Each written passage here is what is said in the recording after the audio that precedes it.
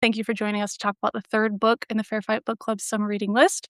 I'm Donovan Schumann. I'm the Deputy Director of the Creative and Digital team here at Fair Fight. Today, I'm speaking with David Daley, author of Ratfu, the true story behind the secret plan to steal America's democracy. So, David, thank you so much for being here with us today. Really a pleasure. Thanks for doing this. Thanks for having me. A pleasure to be in with all the other great books in this series, Carol's and Ari's. This is wonderful. Yep, we've had some excellent discussion with those authors, and really excited to talk to you today. So I know you've written a couple of other books about, states attempting to reform elections and SCOTUS weakening the Voting Rights Act, and we'll touch on those topics a little bit, but I really want to focus in on gerrymandering, sort of Absolutely. what it is, why people should care about it, how it's changed over time, and also, why it's been back in the headlines recently. So I'm going to dive right in. Before reading your book, I knew a little bit. I didn't know a ton about redistricting and subsequently gerrymandering. Now I have a much clearer understanding of just how fundamental it is to building political power, which means it affects pretty much every part of our lives. And that's something I want to focus on. This isn't just some procedural issue. It is fundamental to shaping our society and what we do on a day-to-day basis and our rights. So to get into it, could you first just define gerrymandering for anyone who needs a refresher, and then tell me how you became interested enough in it to write an entire book about it? Sure. Absolutely. Thank you. We do congressional and state legislative redistricting every 10 years. Well, until this year, of course, but we can Right. get into all of that. Ordinarily, throughout American history, the year after the census, we redistrict based on population changes. The idea here is, ironically enough, a fairness to rebalance for population changes and shifts, to reapportion Congress and to make changes such as those. Except in this country, we allow politicians in most states to draw these district lines.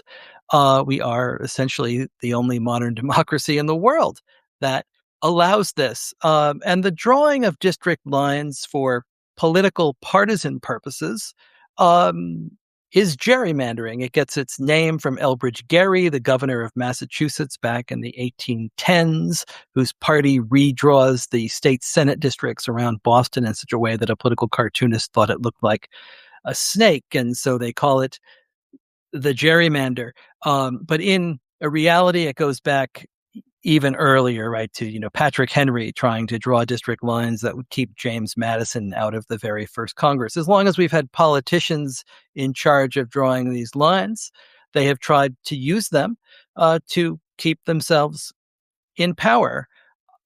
I came across this when I was the editor of, Salon, right after the 2012 election. And in the 2012 election, Barack Obama is reelected president. Democrats gain seats in the U.S. Senate, but they did not take the House. Indeed, Republicans held the House 234-201. It wasn't even close. And if you think back to, that time, it's a dozen years ago now, but it was in some ways the first blush of modern polarization and government shutdowns and 50 different votes over the repeal of Obamacare, and the members from South Carolina screaming "You lie" at the president in the middle of his State of the Union address. There was the incredible and sad inaction on guns after the massacre at Sandy Hook. I asked a really simple question. I said, well, why didn't Democrats take back the House after the 2012 elections? What happened? And it turned out the Democrats won 1.4 million more votes in 2012 nationwide, but didn't even come close to Congress. And what I came across was a Republican political strategy that had gone completely unnoticed by anybody in the 2010 election to win control of state legislatures who are in charge of drawing these lines in critical states in Pennsylvania, North Carolina, Wisconsin, Ohio, Michigan, Alabama, Indiana, all kinds of places where Democrats held chambers and Republicans wanted full control of the process. And by 2010 and 2011, the technology was so good that they could draw these district lines in a way as to entrench themselves in office. If you go back and if you look at states that Barack Obama carried in 2012, Obama wins Ohio and Florida and Michigan and Wisconsin, Pennsylvania, Virginia. Republicans win 64 of the 98 congressional seats from these purplish states that Obama carries. That's 2/3. Even Yeah. if it's 50-50, Congress is completely different.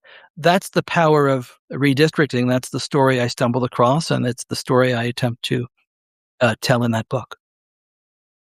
Yeah, I appreciate that. You really paint a picture of how incredibly, undemocratic this process is now that we have, an entire party and obviously, throughout history, like you've said, there has been gerrymandering on both sides, but it is a distinct thing, the time period that you're talking about in sort of the 2010 era where, Obama wins in 2008. 2010, the Supreme Court decides Citizens United, which just opens the floodgate to dark money in politics.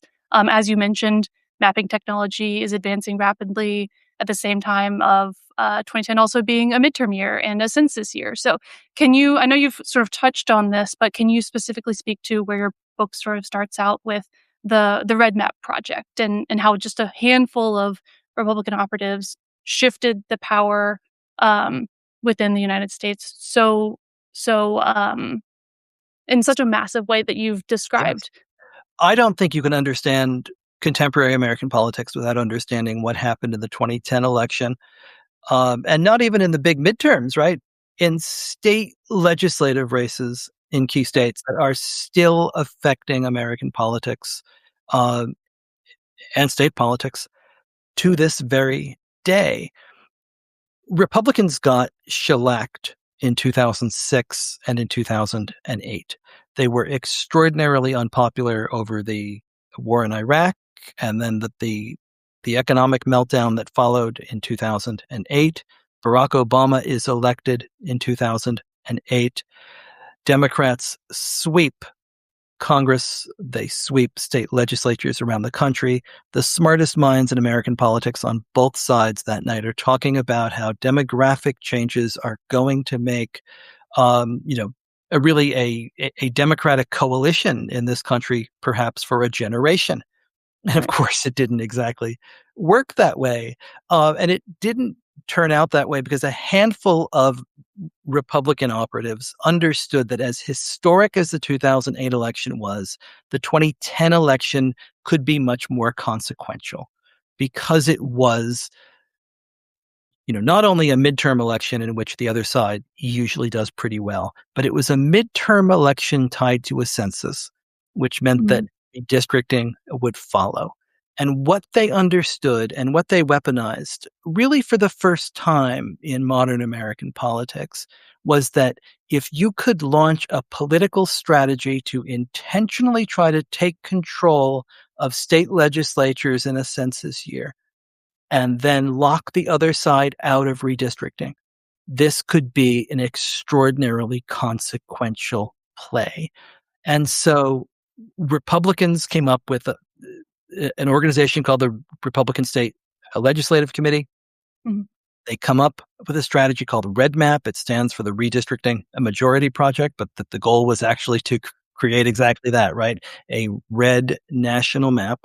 And they targeted a handful of state legislative seats.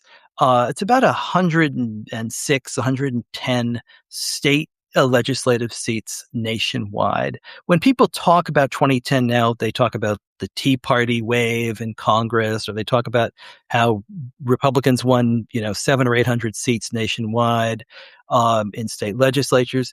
What matters is those 110 seats in Pennsylvania, in Wisconsin, in North Carolina, because by winning those seats, Republicans had complete control of the process and they took full advantage of it everywhere. No one saw it. No one saw it coming.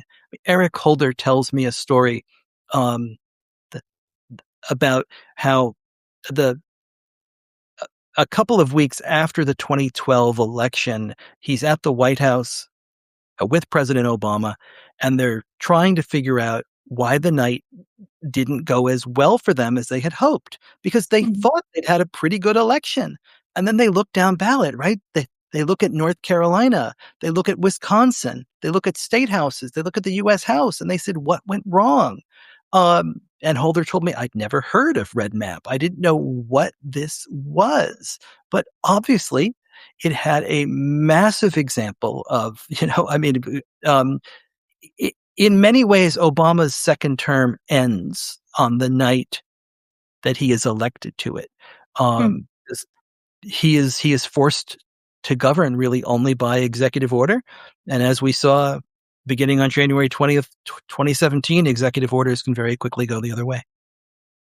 Right. I absolutely like getting to understand the history of that and how one of the main advantages it seems like Republican map drawers and strategists and legislators had at that moment is that simply this was sort of a shift. It was a new thing. The Democrats didn't see it coming, and so they were able to sweep and harness and hoard that power in a way that um, even now that everybody sort of is on the same page and understands how important redistricting can be, that power has been locked Yeah. in many places, except for the handful of races that you were talking about, which are still up for grabs, which obviously has a lot of effects on how polarized politics are today. But I want to connect what you've talked about in sort of the 2010 era to now, and go beyond the book to talk about what we're seeing today. Gerrymandering to a degree is back in national headlines as of last year. I know a lot of people who will hear this conversation also heard about Texas's mid-census gerrymander and California's response, and then this past April, Louisiana versus Calais. That decision led to a wave of special sessions in the South as Republican legislatures rushed to try to draw new maps before and to a degree, sometimes during elections.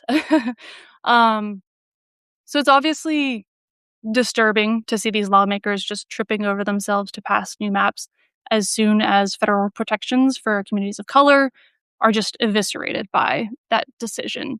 Um, but that's not exactly new. This is the party that often has tried to claim they were protecting minority communities in accordance with the VRA, when in fact they were overfilling those blue districts in a way that the neighboring districts turned bright red. So, can you speak to how and why Republicans packed? I believe you have examples of Black neighborhood or districts and Hispanic districts. Um, and has that strategy changed at all? Or are we seeing the same thing today that you saw when you were writing this book? Yeah, I think a lot of things have changed over the course of the last decade. The goals are the same, but the means of achieving those goals um, have certainly changed. I mean, if you go back, and I think you can see this really clearly if you look across the South. There were some really smart Republican strategists back in the early 1990s who recognized that the reauthorization of the Voting Rights Act in the early 80s, by the time that the 1990 census and redistricting came around, offered them an opportunity to, make a little mischief. And that's where the name of this book comes from, which I won't say. Uh, but, you know, the goal, in many ways, you know, uh, 30 years ago for Republicans was to use the Voting Rights Act, and which mandated the creation essentially of majority minority seats where it was possible, to where the populations were large enough and lived in compact enough areas, so that folks could elect a member of their own choosing. And they understood that that could be weaponized if you drew districts that were 70, 80, 90% Black.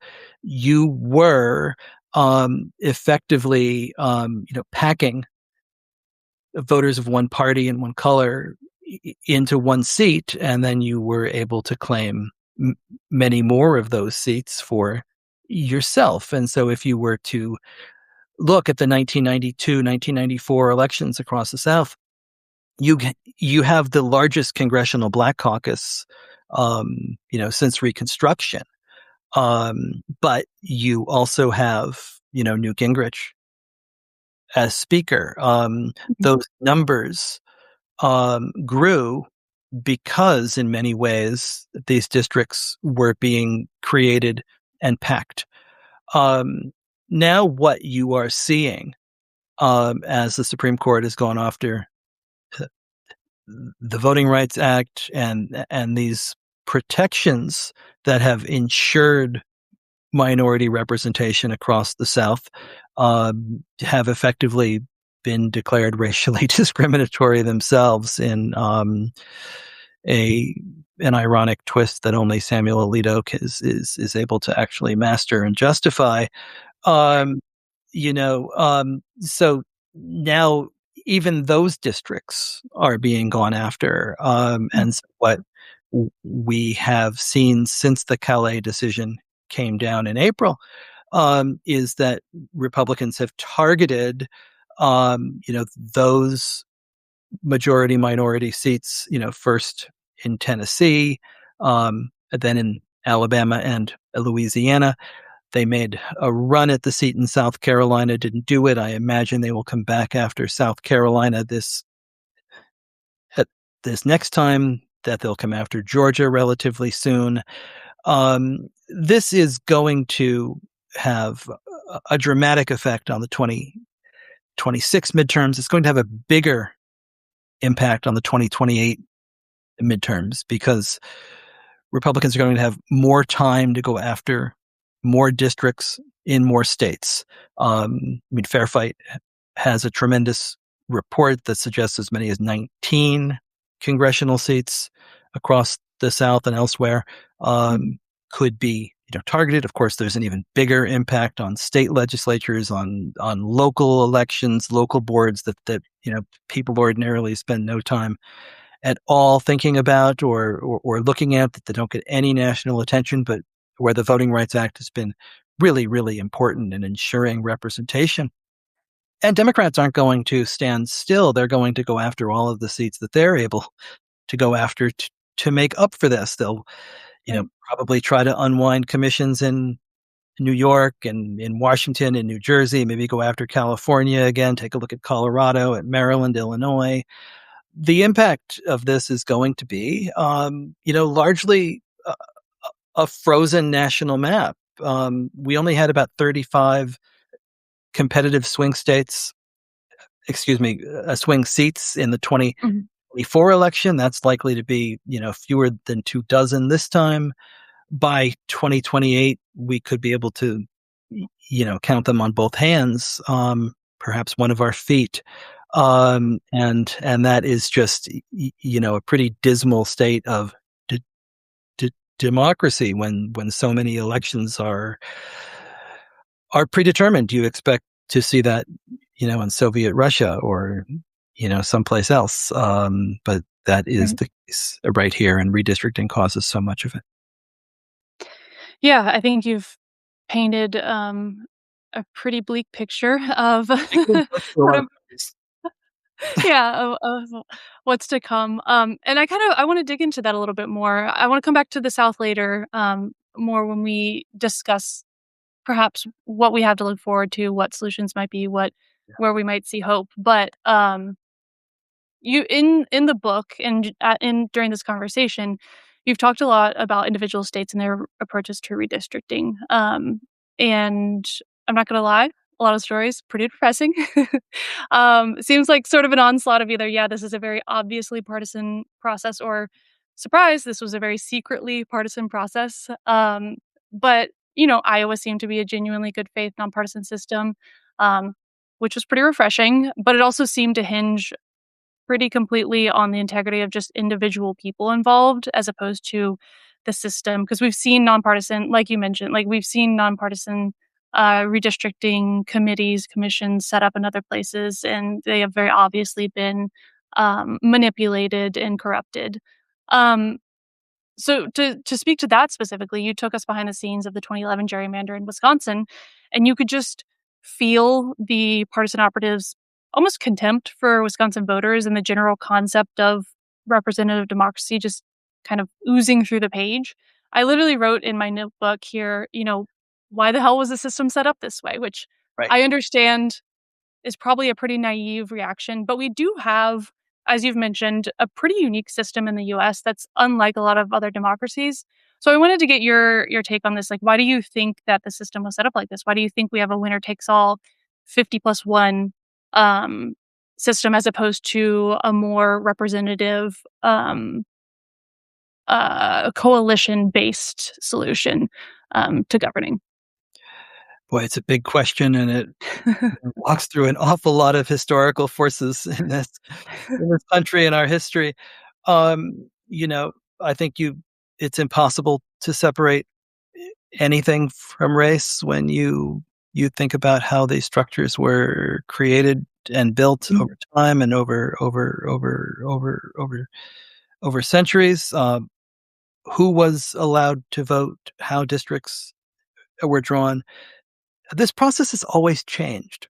I Mhm. mean, in some ways, the modern redistricting moment only begins in the 1960s after a series of US Supreme Court cases mandated districts of equal population. States went decades, sometimes before that, without redistricting and drawing new lines. Even though they had to do it, states ignored it, or they came up with really clever means of apportioning political power. The state of Alabama, for a long time, a state senate was decided. You elected one per county instead of Mhm. by uh, a population. So, as a result, white rural counties were dramatically overrepresented compared to black cities.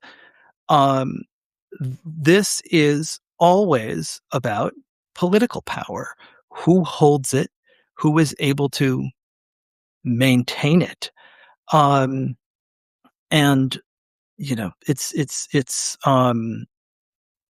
it has been this way from the very beginning, right? And just as soon as the U.S. Supreme Court in those 1960s cases, the apportionment a revolution says that it has to change is when you launch into the gerrymandering years, which only get stronger and stronger as the technology a- advances. So this is a means of holding political power and holding political control.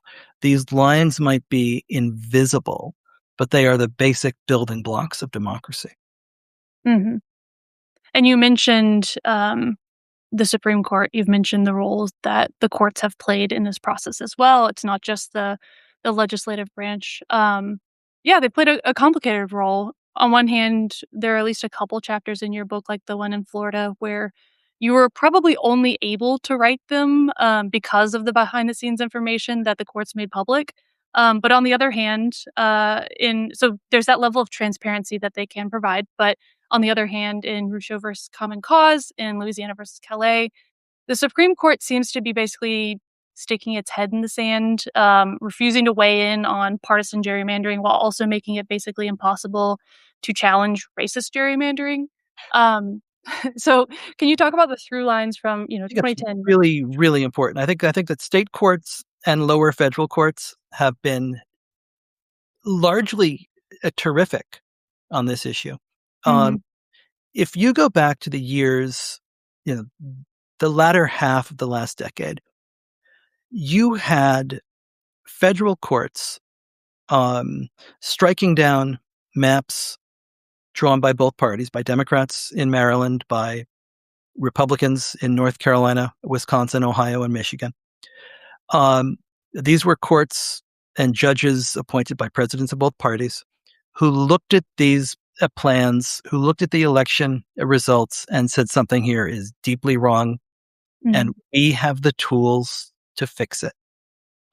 We have everything we need to look at these maps and know when they are too extreme. And in fact, if we don't do it, nobody else will. This Yes. can't simply be a political question because it can't be left to the politicians because they did this in the first place, and voters can't fix it through the political process. Mhm. Well, this case from North Carolina, as you mentioned, the Arucho versus Common Cause case, goes to the U.S. Supreme Court after, you know, lower federal courts had looked at maps in 5 different states.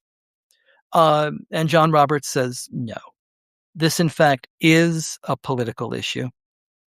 Mhm. And the only way this is going to be addressed is through the political process. And he closes the doors of the federal courts to fixes at precisely the moment in which federal courts had found those fixes. So, burying his head in the sand is exactly what happened. Once you took away the prospect of solving this through federal courts, it told state legislatures that they could do anything they wanted to do and voters would not be protected at all. And Mhm. so redistricting that took place in 2021, both parties had a festival of partisan gerrymandering in all of the states that they were able to control it. And then what you're seeing now, um, the pre-Calais partisan redistricting that Texas kicked off mid-decade, that California then followed up on, and then Republicans continued into Missouri and Ohio and North Carolina. All of this can be laid directly at the doorstep of the U.S. Supreme Court. John Roberts and the conservative supermajority on the court owns this. In fact, they want this because, once again, and there's, 15 years of these cases going all the way back to Citizens United, in which this court, in cases having to do with elections and voters and voting rights and democracy, continues to have its thumb on the scale for the side that put them on the bench in the first place. Yep. Funny how that works, huh? Mhm. Um, so to sort of close this out, because I want to be respectful of everybody's time, I do want to briefly touch on Georgia and Mississippi specifically. Says I'm based in Georgia. Obviously, I've been paying close attention as Governor Kemp called a special session to redraw our maps after Calais. A ton of people, I was there, a ton of people showed up to the Capitol in protest. They didn't want to see, racist gerrymandered maps. That public backlash scared Republican legislators who realized that they might, inadvertently be motivating Democrats to turn out in these upcoming elections in November. So ultimately they backed down. They said, we're not going to do this. But we know that they'll try again, Right. probably later this winter. Just like in the Mississippi legislature, who have hinted that, they might schedule some special sessions for gerrymandering after the November election so that they can, if I'm assuming here, it's to avoid that backlash at the polls. In the meantime, they're holding hearings across the state. There's one that happened this week. About 100 people showed up in opposition, for public comment. That's that's great. Like, people have proven that gerrymandering is an important issue to them. They're willing to show up, but obviously that is not a complete or long-term strategy for, going up against this sort of behemoth of a problem. So of the solutions you listed at the end of the book, one particularly stuck out as novel to me. Um, I would be happy to hear from you any of the solutions that you're particularly excited about. Perhaps there are different ones today than from when you wrote this book originally. But specifically talking about minority representation, and how that would especially play in the South and how it might help avoid these sort of racist redistricting wars that are going on right now. Yeah, no, absolutely. I mean, I think that a decade ago, there was a lot of energy around citizen commissions, and I think those have proven to not be up to really generating true reform and fair representation everywhere. But also that the U.S. Supreme Court put an end to that when they you know, um, the state by state reform process doesn't work when federal courts can't enforce it, because you're only as good as what you know the worst state does. So we need a national fix, and I am more convinced than ever that that fix has to mean putting an end to single member, winner take all districts, and moving to a more proportional system, using, larger multi-member districts that can't be gerrymandered, and a form of proportional ranked choice voting that ensures that everybody is represented according to their numbers, that every voice matters, that every district is a swing district, and none of these seats can be gerrymandered. I mean, if you take a look at a state like Alabama, simply because the numbers are so stark and so simple, it's about a third black. And there's, I believe, 7 congressional districts in Alabama. So, if you simply draw that out, back of a napkin math, um, uh, black voters in Alabama ought to be able to have a chance to elect a member, in at least 2 of those 7 districts.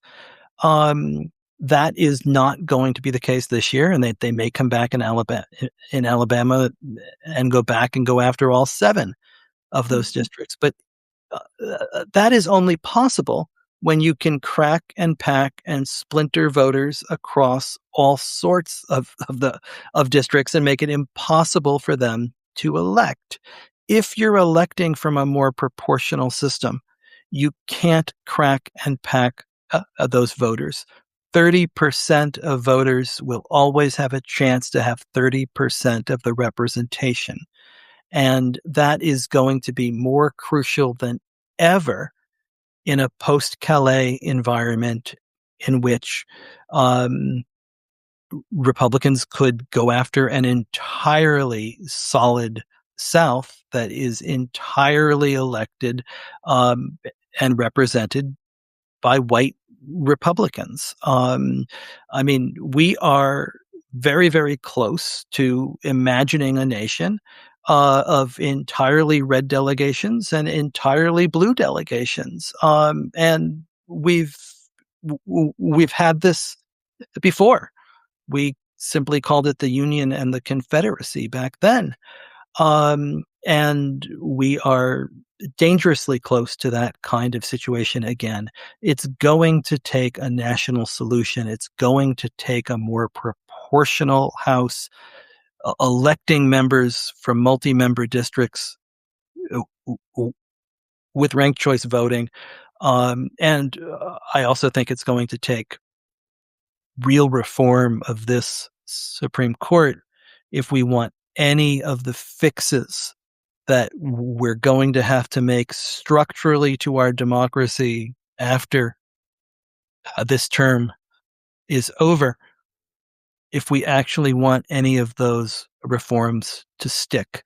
Because the second the Trump term will come to an end on January 20th of 2029, this court in this current form is going to be here, into the 2050s, into the 2060s, quite possibly, depending on what happens to the Senate and a couple of the older justices.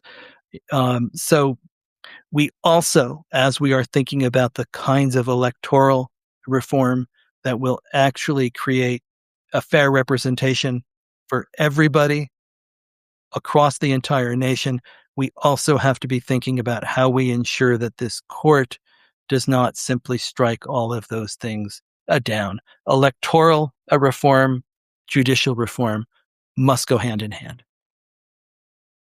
Absolutely. Well, I don't think there's a way for me to say that better than you've already laid it out yourself. Hopefully, for anybody who was new to this topic or was worried that, we're so locked in, we're so calcified in the current system that we have that there's no way out of it, you have provided that. So I appreciate that. I appreciate you walking us through the history of gerrymandering. And I recommend to anybody who has not yet, go check out this book, buy this book. You'll learn a ton.